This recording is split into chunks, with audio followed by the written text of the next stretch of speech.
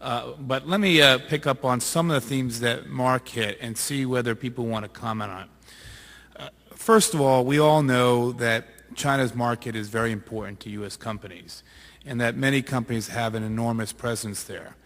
But in Burma, we don't have an enormous presence. In Burma, we did not have a government that was open to really allowing close cooperation. And we can see the contrast that developed as a result between the relief efforts coordinated by the private sector and the NGO groups and the government in China for a variety of reasons, not the least of which is the importance of the market, but also, frankly, the willingness of the Chinese government to be receptive. So I think it's worth taking a moment and reflecting on what that means going forward.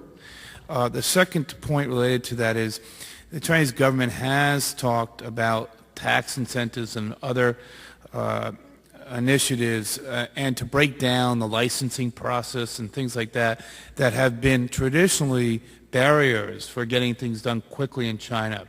And I think it's very important as you talk about construction permits and things like that, and as you get into education or healthcare related issues or some of the things that Procter & Gamble is doing, are you finding that in fact they are following through with making it easier? And as we all know, China is a complex society with a strong central government, but also a lot of ownership at the local level. And we had problems, let's face it, and I'm not the expert here, but we had problems here in the United States between the state, local, and federal governments when it came to coordinating development. Are you in this stage confident that that coordination is strong and that it allows for quick development of projects in China? Tom, I know you highlighted that you are already moving, and I'm sure the other companies feel that way too. But you might comment on that and what issues come out of that. And then finally, not to load it up, but just to kind of capture some of my thoughts. Alan, you hit the notion of a shared vision. I think it's fair to say that what we have not highlighted is how the companies have talked about different pockets, healthcare being one, education being a second, IT being a third, and that companies and organizations interested in those pockets can try to share information. But even within those pockets or those baskets, maybe is a better way of saying it, companies are doing their own thing. I mean, you're not going to wait to get the blessing of Johnson & Johnson to act in an area that you think Merck can contribute. And vice versa.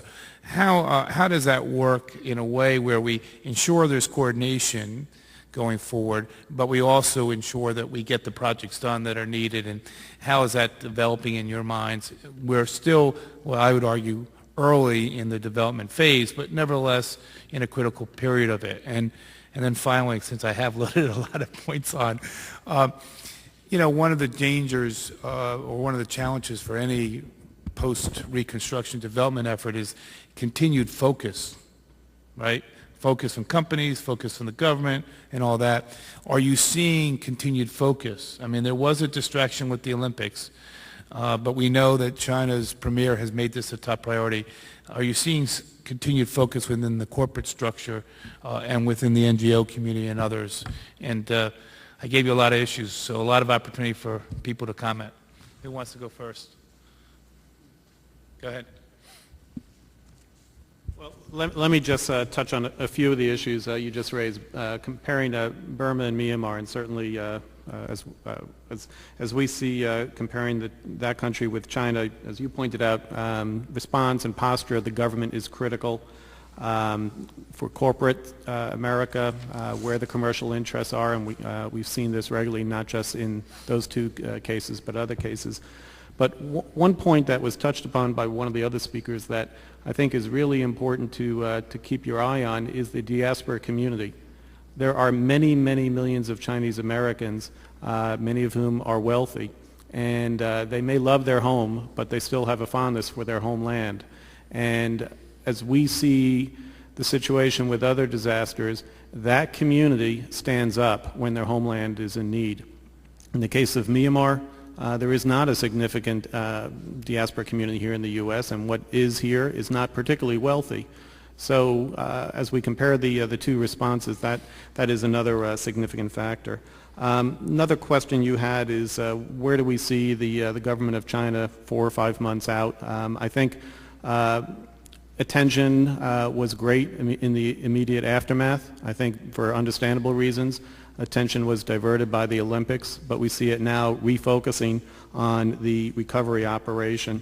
And certainly coordination among the various levels of local, provincial, and federal government is an issue, but it's frankly not unique. One only need to look at our experience here in the United States following Katrina to see that getting all layers of government to agree on anything can be particularly challenging, and particularly when you look at recovery operations.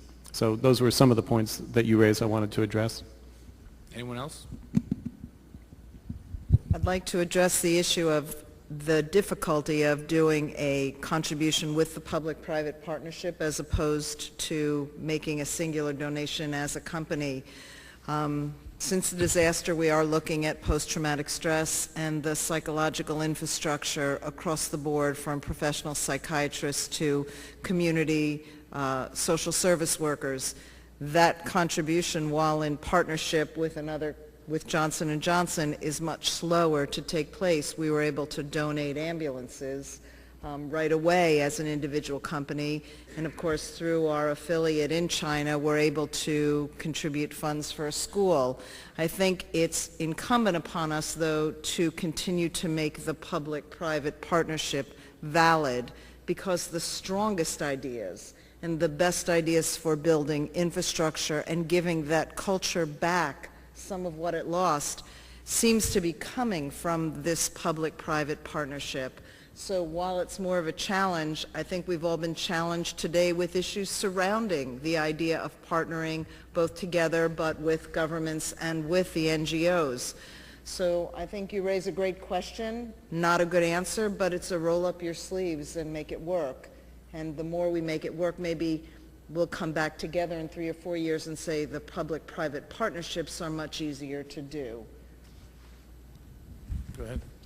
Myron, on the point of the coordination and what's our experience so far between the national authorities in Beijing and Sichuan provincial government and the local governments, it's probably too soon to tell, but I think one of the big takeaways from our 3 days of meetings was how remarkable the coordination effort had been up to that point. And for, at least based on my experience of working sort of in and out of China since 1977, 78, it was amazing to see how incredibly coordinated they were, and also the ambitious deadlines that the Chinese government has set for reconstruction, really to have the entire earthquake area rebuilt in 3 years is incredibly ambitious. But given what they've shown us to date, it clearly is, they're going to get there. Finally, I would just say, because the reconstruction plan was only in draft form and wasn't really shared publicly until the end of August, I think there was a bit of a delay in that respect, because they had to get everyone aligned probably internally on the plan.